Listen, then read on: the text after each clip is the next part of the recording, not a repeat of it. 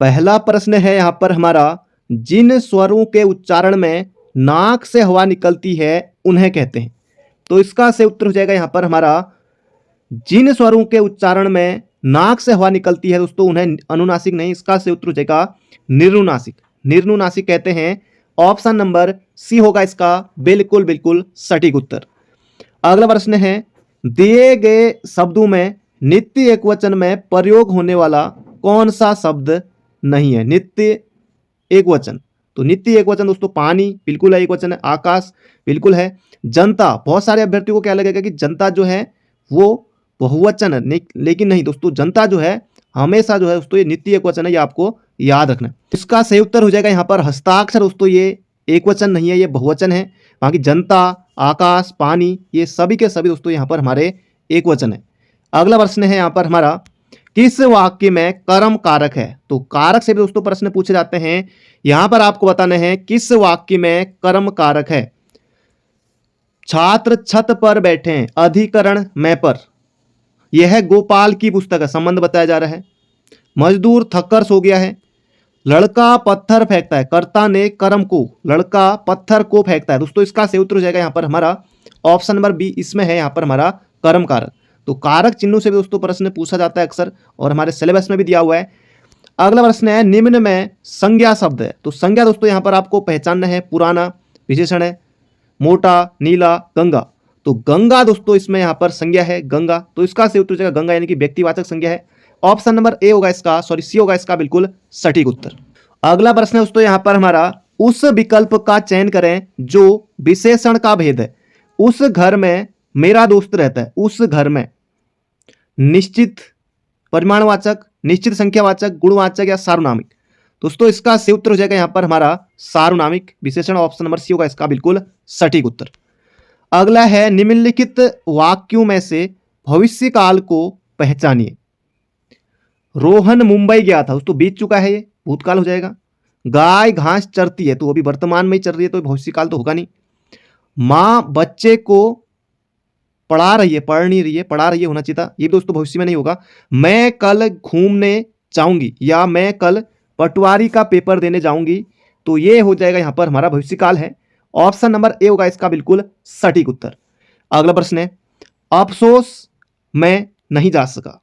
रेखांकित शब्द के अव्यय का प्रकार बताइए। दोस्तों जो अफसोस है तो ये किस तरह का होगा? आश्चर्य है, संबोधन, संबोधन तो नहीं है, संबोधन हे हो अरे अबे संबोधन तब होगा। हर्ष भी नहीं है, कोई यहाँ पर ऐसा काम भी नहीं कर रहे हैं। इसका से उत्तर हो जाएगा, आश्चर्य भी नहीं है, कई अभ्यर्थी को लगेगा आश्चर्य, लेकिन नहीं, इसका से उत्तर हो जाएगा शोक सूचक है।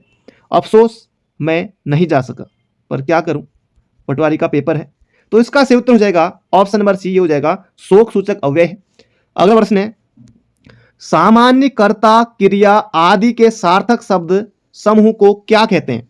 जबरदस्त प्रश्न है, धांसू प्रश्न है। सामान्यतया कर्ता, क्रिया आदि के सार्थक शब्द समूह को दोस्तों कहते हैं, हम शब्द नहीं कहते दोस्तों, उससे कहते हैं वाक्य। तो इसका सही उत्तर हो जाएगा यहां पर हमारा ऑप्शन नंबर सी। अगला प्रश्न है, जिस वाक्य में साधारण और मिश्र वाक्य का मेल संयोजक अवयव द्वारा होता है उसे कहते हैं दोस्तों, उसे कहते हैं संयुक्त वाक्य। ऑप्शन नंबर बी होगा इसका बिल्कुल सटीक उत्तर। अगला प्रश्न है, वाक्यांशों और उनके लिए प्रयुक्त शब्दों के लिए निम्नलिखित युग्मों में से सही युग्म का चयन करें। जो स्त्री अभिनय करे उसे अभिनेता नहीं, उसे कहेंगे अभिनेत्री, है ना, क्योंकि स्त्री तो स्त्री के लिए अभिनेता नहीं होता है, स्त्री के लिए होता है अभिनेत्री, तो ये गलत है। आंखों से परे, ये दोस्तों ये भी गलत है, क्योंकि आंखों से परे दोस्तों ये होता है प्रत्यक्ष, तो नहीं होता है। आंखों के सामने होता तो फिर होता है यहां पर हमारा प्रत्यक्ष, लेकिन आंखों से परे तो ये परोक्ष होगा, ये भी गलत है। और जो व्याकरण जानता हो दोस्तों उसे व्याकरणिक नहीं कहेंगे, उसे कहेंगे व्याकरण, इस तरह से उसे कहेंगे व्याकरण, तो ये भी गलत है। तो इसका सही उत्तर हो जाएगा ऑप्शन नंबर डी, लौट कर आया हुआ, उसे कहेंगे ऑप्शन नंबर डी, प्रत्यागत हो जाएगा इसका सही उत्तर, लौट कर आया हुआ, ऑप्शन नंबर डी।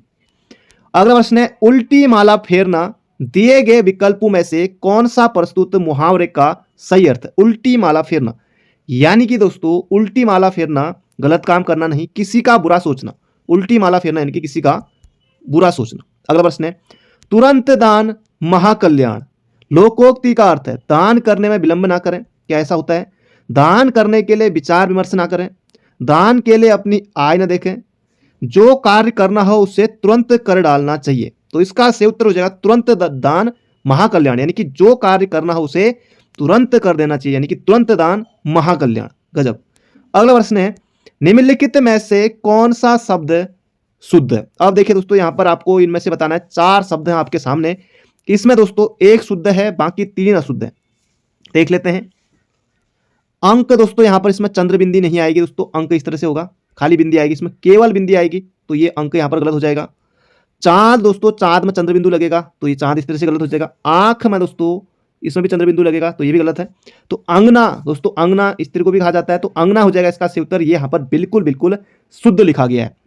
अगला प्रश्न है, अधोलिखित में वर्तनी की दृष्टि से एक शब्द अशुद्ध है, यानी कि यहां पर 3 जो है दोस्तों ये शुद्ध है और एक अशुद्ध है। अधीन, आधीन दोस्तों नहीं होता है, अधीन बिल्कुल सही है। अंतर्ध्यान पूछा गया प्रश्न, अंतर्ध्यान बिल्कुल शुद्ध लिखा है। अनुग्रहित दोस्तों बिल्कुल शुद्ध है, अनुग्रहित बिल्कुल यहां पर शुद्ध लिखा है। आध्यात्म दोस्तों नहीं होता है, ये होता है अशुद्ध है, ये हो जाएगा अशुद्ध दोस्तों। कौन सा है? आध्यात्म लिखा है, इसका होना चाहिए था अध्यात्म। तो इसका सही उत्तर हो जाएगा यहाँ पर हमारा ऑप्शन नंबर ए। बाकी यहाँ पर तीनों के तीनों जो है शुद्ध है, अधीन शुद्ध है, अनुग्रहित शुद्ध है, अंतर्ध्यान शुद्ध है, तो इसका सही उत्तर हो जाएगा ऑप्शन नंबर ए। अगला प्रश्न है यहाँ पर हमारा, छिछला शब्द का विलोम शब्द कौन सा होगा? छिछला का हो जाएगा गहरा, ऑप्शन नंबर सी होगा इसका सही उत्तर, छिछला का हो जाएगा गहरा। अगला प्रश्न है, नीचे दिए गए शब्द युग्मों में से कौन सा त्रुटिपूर्ण है? जड़ का दोस्तों क्या होता है? चेतन होता है, जी हाँ बिल्कुल सही है। आकृष्ट का विलोम विकृष्ट है, बिल्कुल सही है। अनंत का शांत, बिल्कुल सही है। अनुग्रह का दोस्तों आग्रह नहीं होगा, अनुग्रह का हो जाएगा विग्रह, अनुग्रह का हो जाएगा विग्रह, बोले तो ऑप्शन नंबर डी। अगला प्रश्न है, ऋतुपति का उचित पर्याय चुनकर उसे चिन्हित करें। कनक, कनकते, सौगुनी, मादकता, अधिका, ये होगा नहीं। सूर्य को कहा जाता है तरणी, तो ये भी गलत है। सूर्य, भानु, भास्कर, रवि, ये भी यहाँ पर गलत है, सूर्य का नहीं होगा। वर्षनी, ये हो जाएगा मधुमास, मधुमास इसका सही उत्तर हो जाएगा, मधुमास कहा जाता है ऋतुपति को, तो इसका सही उत्तर हो जाएगा ऑप्शन नंबर ए। अगला प्रश्न है, वातायन, गवाक्ष, दरिचा, ये सभी शब्द किसके पर्यायवाची हैं? तो वातायन दोस्तों, ये वात यानी कि हवा आती है खिड़की से, तो ये हो जाएगा इसका सही उत्तर ऑप्शन नंबर बी।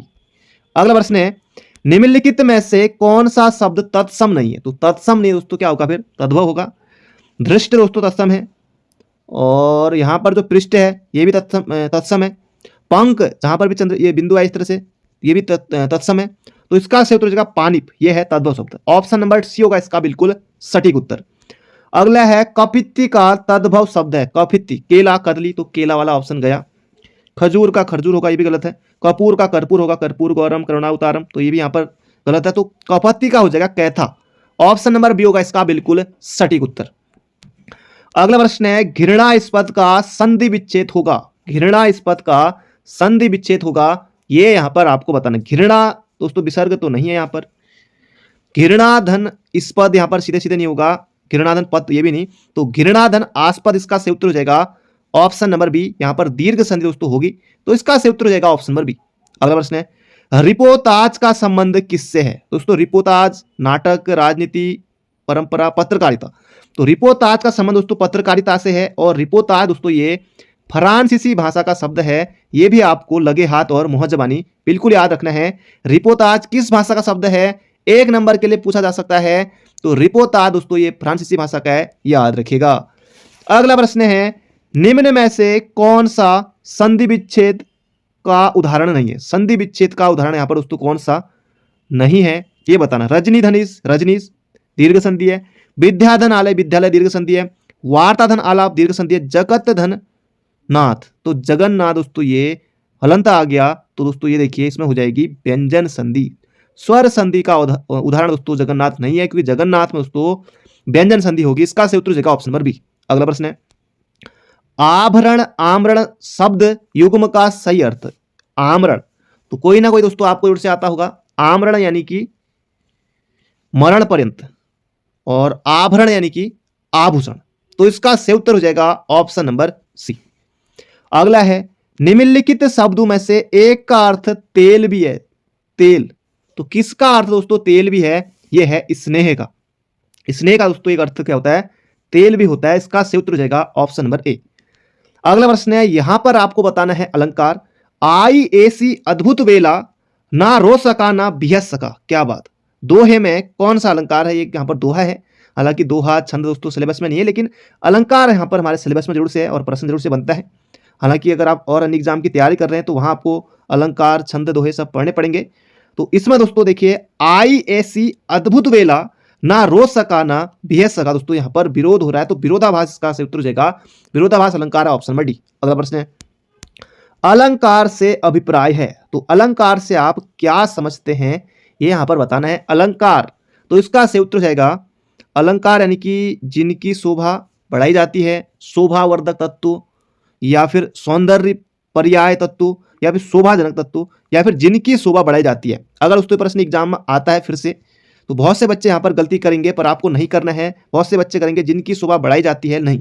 इसका से उत्तर हो जाएगा अलंकार से अभिप्राय है शोभावर्धक तत्व यानी कि शोभा बढ़ाने वाले तत्व, ऑप्शन नंबर सी हो जाएगा इसका से उत्तर। अलंकार, अलम धनकार, तो इसमें संधि कौन सी बनेगी, संधि बनेगी इसमें व्यंजन संधि, तो इसका से उत्तर हो जाएगा ऑप्शन नंबर सी। अगला प्रश्न है, कार्यालय आदेश किसके लिए निकाले गए आदेशों की सूचना है। तो जल्दी से यहां पर आपको बताना है मंत्रालय, अनुभव, अनुभाग या संबंध विभाग, प्रभाग। दोस्तों ये सभी के लिए अनुभव नहीं होगा, अनुभाग होगा, तो इसका से उत्तर हो जाएगा ऑप्शन नंबर डी। अगला प्रश्न है, तोड़ते ही होंगे मठ और गढ़ सब, किसकी पंक्ति है। नागार्जुन सिलेबस में नहीं है, रघुवीर सहाय सिलेबस में नहीं है, निराला और मुक्तिबोध दोस्तों ये हमारे सिलेबस में है। अब इन दो में से आपको सही उत्तर चुनना है। तोड़ते ही होंगे मठ और गढ़ सब, तो किसकी दोस्तों पंक्ति है। एग्जाम में बहुत से बच्चे यहां पर लगा के आ गए हैं निराला, लेकिन वह तोड़ती पत्थर देखा मैंने उसे इलाहाबाद के पद पर, अब तो प्रयागराज के पद पर होगा, तो खैर जो भी है, लेकिन दोस्तों निराला की पंक्ति नहीं है। फिर एग्जाम में जब एग्जाम हॉल से बाहर आएंगे बहुत से बच्चे कहेंगे कि गलत लग गया हम किससे, तो इसका से उत्तर हो जाएगा जो मुक्तिबोध लगा के आएंगे, बिल्कुल सही होगा उनका। तोड़ते ही होंगे मठ और सबगढ़ यानी कि इसका गढ़ सब, इसका से उत्तर हो जाएगा मुक्तिबोध की पंक्ति है गजानन माधव मुक्तिबोध, तो इसका से उत्तर हो जाएगा ऑप्शन नंबर सी। विपात्र इनका उपन्यास है, ये भी याद रखेगा। अगला प्रश्न है, विनय पत्रिका की भाषा कौन सी है। विनय पत्रिका की दोस्तों भाषा कौन सी है। दोस्तों इसका से उत्तर हो जाएगा ब्रिज भाषा है विनय पत्रिका, ये आपको याद रखना है। पश्चिम हिंदी की भाषा है ब्रिज भाषा, और अवधि में दोस्तों लिखा है गोस्वामी तुलसीदास ने रामचरितमानस को, बांसवाड़ी अवधि में रामचरितमानस, ये भी आपको याद रखना है। और विनय पत्रिका की भाषा है ये है ब्रिज भाषा, याद रखेगा। छपने वाला प्रश्न है, नागरी प्रचारणी सभा की स्थापना किस वर्ष हुई। दोस्तों ये हुई थी 16 जुलाई, डेट के साथ बिल्कुल याद रखिए। आपने जो सोचा बिल्कुल सही उत्तर है, 1893 में 16 जुलाई 1893 को हुई थी काशी नागरी प्रचारणी सभा की स्थापना। अगला प्रश्न है, परिपत्र किस श्रेणी में आता है। जबरदस्त प्रश्न है, परिपत्र जो है ये किस श्रेणी में आएगा। अब देखिए दोस्तों ऑप्शन कैसे हटा सकते हैं आप। पारिवारिक पत्र बिल्कुल हटा दीजिए, सामाजिक पत्र होगा नहीं, व्यक्तिगत या कार्यालय। दोस्तों परिपत्र जो है सबको भेजा जाता है, तो व्यक्तिगत कैसे हो सकता है, कैसे हो सकता है, नहीं होगा, ये हो जाएगा कार्यालय पत्र में आएगा परिपत्र, ऑप्शन नंबर बी होगा इसका बिल्कुल सटीक उत्तर। अगला प्रश्न है, दीप सामन जल चुका है, इस पंक्ति में वाचक शब्द है सा सी से, ये हो जाएगा सा जो है यहां पर हमारा वाचक शब्द है। अगला प्रश्न है, मधुलिका जयशंकर प्रसाद की किस कहानी की पात्र है। गुंडा, पुरस्कार, इंद्रजाल, आकाशदीप। अब दोस्तों ये सभी की सभी जो कहानियां हैं ये जयशंकर प्रसाद की हैं, और जयशंकर प्रसाद हमारे सिलेबस में भी हैं। तो मधुलिका जयशंकर प्रसाद की पुरस्कार की पात्र है, तो इसका सही उत्तर हो जाएगा यहां पर हमारा ऑप्शन नंबर सी।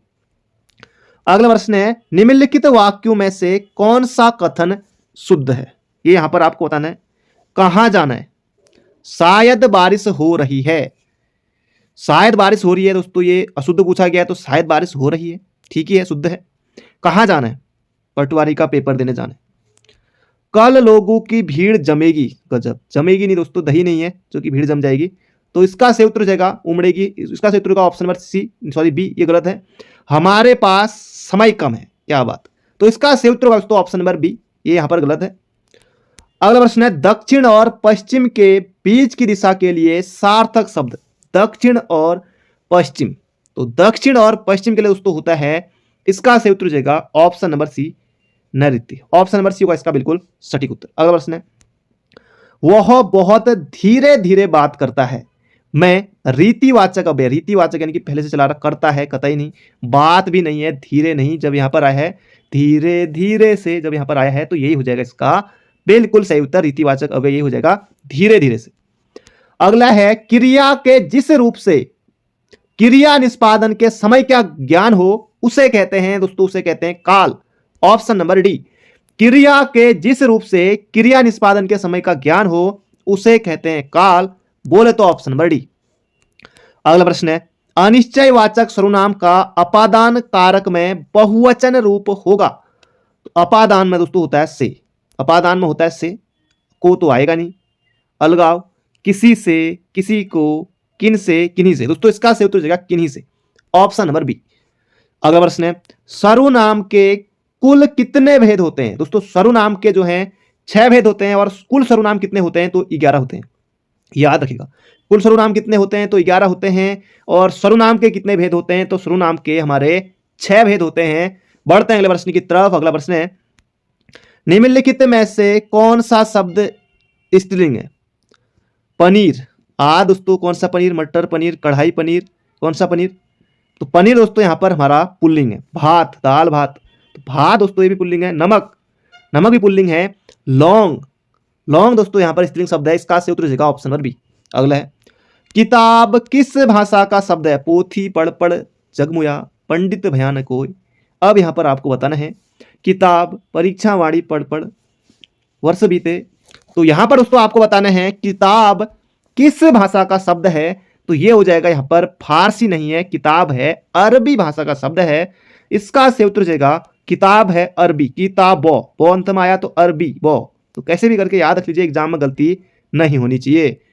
अगला प्रश्न है, निम्नलिखित शब्दों में से यौगिक शब्द की पहचान करें। यौगिक, पंकज दोस्तों योग रूढ़ है, ये तो यौगिक होगा नहीं। पुस्तक, मुरलीधर, ये भी हमारा यहां पर योग रूढ़ है। परम धन औषधि, परमौषधि दोस्तों ये यौगिक शब्द है और इसमें वृद्धि संधि है, 2 मात्रा यहां पर दिखाई दे रही है तो वृद्धि संधि हो जाएगी और साथ ही हमारा यौगिक शब्द है। Option number D.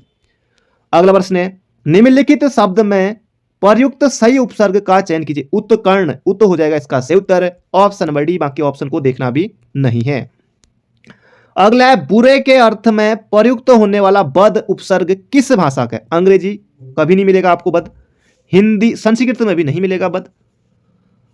अब हिंदी में भी नहीं मिलेगा बद, लेकिन बहुत से लोगों को लगेगा, लेकिन नहीं। उर्दू, फारसी का। Option number D. अगला है, किसी की कही हुई बात को स्पष्ट करने के लिए वाक्य के अंत में किस चिन्ह का प्रयोग करते हैं। दोस्तों ये करते हैं, विवरण चिन्ह का प्रयोग करते हैं। किसी की कही हुई बात को स्पष्ट करने के लिए वाक्य के अंत में विवरण चिन्ह का प्रयोग करते हैं। अगला प्रश्न है, निम्नलिखित में असत्य कथन की पहचान कीजिए। असत्य कथन, व्यंजन वर्गों के तीसरे, चौथे, पांचवें सघोष होते हैं। बिल्कुल सही है। 1 और 2 ये अघोष होते हैं। यहां पर ये दोनों लाइन बिल्कुल सही है। जैसे दोस्तों लिखा मैंने यहां पर क वर्ग लिख देता हूं, क, ख, ग, घ और अंग। तो क्या कहा, तीसरे, चौथे, पांचवें यानी कि ग, घ, अंगो। दोस्तों ये तीनों जो है सघोष हैं और पहले और दूसरे जो है ये अघोष। बिल्कुल सही बात है। समस्त स्वर घोष ध्वनियां बिल्कुल है। सभी विसर्ग सघोष हैं, सघोष नहीं है, अघोष है। इसका से उत्तर का ऑप्शन नंबर डी, ये यहां पर गलत है। अगला प्रश्न है, भारत के उच्चतम न्यायालय तथा उच्च न्यायालयों की भाषा संबंधी निर्देश संविधान के किस अनुच्छेद में दिए गए हैं। दोस्तों इसका से उत्तर हो जाएगा अनुच्छेद 348 में। याद रखिएगा ऑप्शन नंबर सी होगा इसका से उत्तर। संसद में प्रयुक्त होने वाली भाषा दोस्तों अनुच्छेद 120 में है, ये भी आपको याद रखना है। इसका से उत्तर हो जाएगा यहां पर हमारा अनुच्छेद 348 में। अगला प्रश्न है, कौन सी प्राचीन भाषा नहीं है। संस्कृत बिल्कुल है, प्राकृत है, अपभ्रंश है, लेकिन पंजाबी दोस्तों ये प्राचीन भाषा नहीं है। इसका से उत्तर हो जाएगा ऑप्शन नंबर सी। तो ये थे दोस्तों आज के हमारे महत्वपूर्ण प्रश्न। मिलते हैं बहुत जल्दी एक नई वीडियो में। Thank you friend, thank you so much.